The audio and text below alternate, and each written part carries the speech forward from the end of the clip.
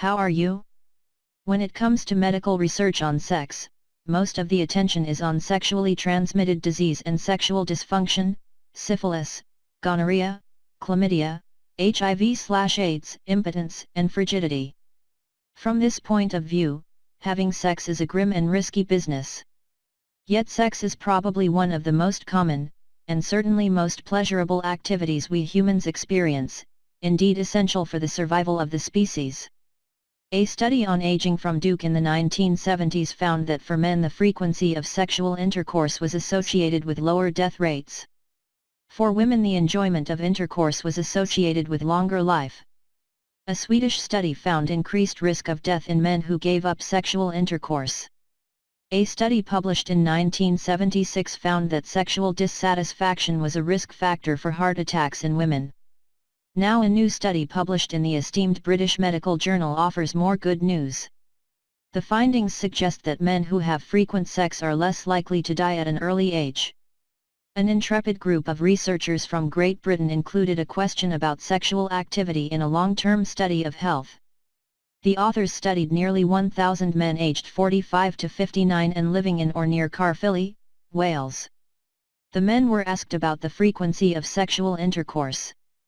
They were divided into three groups: those who had sex twice or more a week, an intermediate group, and those who reported having sex less than monthly. A decade later, researchers found that the death rate from all causes for the least sexually active men was twice as high as that of the most active.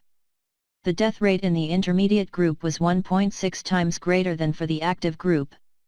A similar pattern of longevity and frequency of orgasm was found for all causes of death, coronary heart disease, and other causes.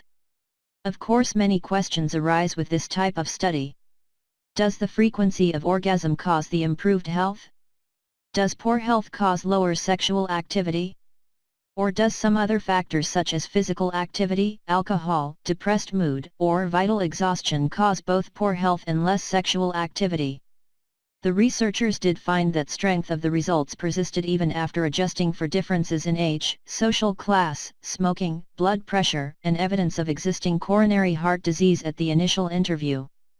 This suggests a more likely protective role of sexual activity. The association between frequency of orgasm and mortality in the present study is at least if not more convincing on epidemiological and biological grounds than many of the associations reported in other studies and deserves further investigation to the same extent.